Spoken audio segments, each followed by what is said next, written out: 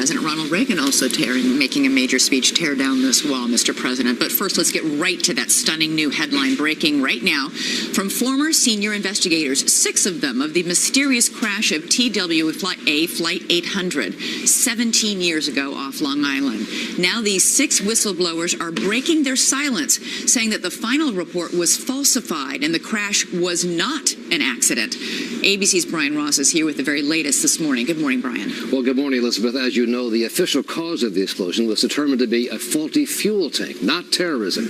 But in a new documentary about to be made public, these former investigators claim the FBI and others covered up what really happened, and their theory, although unproven, is that a missile came near the plane and hit it or exploded near it shortly after it took off from Kennedy Airport and was heading to Paris.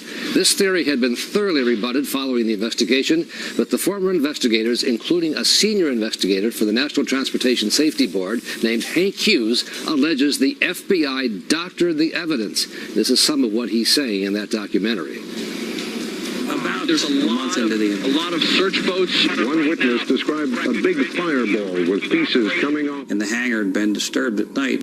They set up video surveillance in my hangar and found that 3 FBI agents from another office had entered the hangar for purposes unknown in the wee hours of the morning.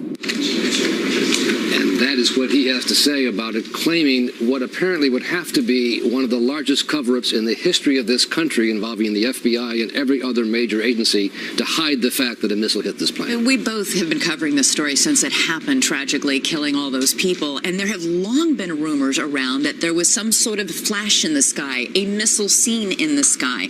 And now we have not only those 2 accident investigators, the chief medical examiner, the senior medical forensics examiner. It sounds like they've got a pretty decent cadre of people with reputations. Well, they have appealed to the families, many of whom were never satisfied with the explanation, a kind of mundane explanation that it was a mechanical flaw, not a missile.